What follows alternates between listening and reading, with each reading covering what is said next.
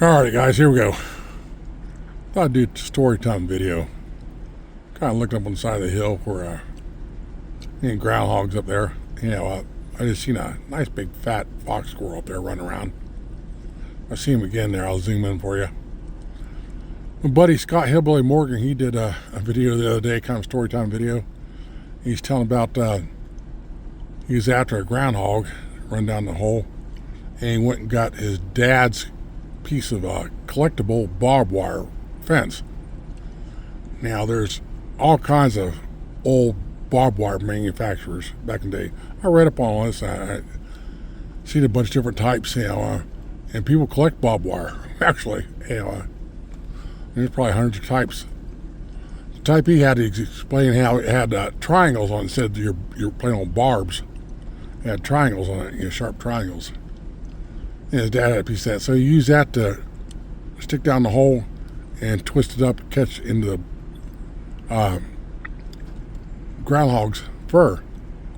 And his dad's mad because he uses collectible barbed wire.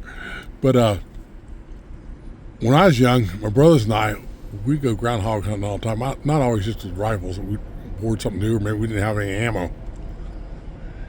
We'd go out and we'd chase a groundhog down the hole, and we'd go get the shovels and picks and axes, and we'd spend all day digging up a groundhog. Now, if you like on this hillside right here where you got trees and roots, it makes it a little rough. That's why you have the axe. Cut through some of the roots. If it's not in a treed area, it's a little easier. But groundhogs, you guys out west don't have the groundhogs right there. Groundhogs usually have at least 3 holes. They're one main hole they use and a couple of escape holes. They got more than that. But we would start digging and we'd follow the tunnels. And they can go for, 20, 25 feet, something like that. Each and cut off and go a different direction. And it get up, 3-4 foot deep, something like that sometimes right there. But there's a bunch of us digging it. So we kind of come up with a solution, something like Scott did, where we would take and get a nice limbery branch or a sapling, probably, I don't know, 8-10 feet long, something like that. Nice and flexible. And we break off all the side branches off of it. So basically got one long limbery stick right there. Now on the very tip of it, we break the tip off so it's all splintered up. And we run that branch down in the holes and see if we could feel that groundhog. Now this didn't always work right there if you didn't, at least not at first, but sometimes it did. And if you felt him, you feel him move, that splintered up end of the stick is touching his fur, and we twist his fur up there so he couldn't move, so we could hold him in place. That way, instead of digging up the whole tunnel system, we could go, kind of get a good guesstimation where he's at and go over top of the ground and dig down right over top of him and get him out that way. Now, groundhogs can be sneaky. I've seen him out there one tunnel, dig off in the side tunnel, and if we're following the tunnel, you go right past him and come back later and say, hey, what's that right there? You can see he'd throw the dirt behind him.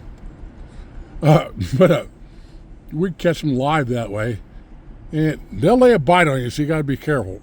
I'll tell you, will they lay a bite on you?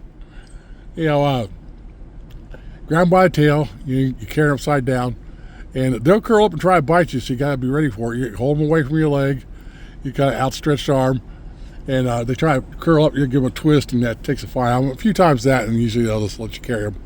And we'd have an old cage built or something like that, and we'd keep them in there as pets for a while. Eventually, turn them loose. But you get them young enough, sometimes you get them young enough, they'll actually make a pretty decent pet. We could hand feed them, and you pet them. But sometimes they call them whistle pigs, because they're sound they'll make when a stranger comes around or something like that. You'll hear them doing it, kind of a whistle noise. I don't know if you guys ever heard that or not. But we'd also, hunt groundhogs all the time. Groundhogs they're everywhere back east here. And if they make their holes or dens, in the pasture, cows can break a leg in the holes. For some reason, they like to come around and make their holes underneath the foundation of your barns and your garages and your sheds and stuff like that, and ruin your foundation if you're not careful. In fact, I had one a while back underneath my pole barn slab. But one of the funnest ones I ever did was out groundhog hunting. We used to do this when we were young. We're out behind the barn, and the ground kind of went down away from the barn, and the other side it went way out in the freshly plowed fields. They're all plowed and disc. So we had a step ladder out behind the barn, and we never had those guns with scopes that I remember back then. But we go out there with 22 with just iron sights, and we could see the fields all nothing that growing out, just all dirt. Since it's all just been plowed and stuff. I see the groundhogs out there. It could be 4, 5, 600 feet. I don't think 600 yards. It is ways out there. I don't know how far, but a long ways. Not ethical shots by no means.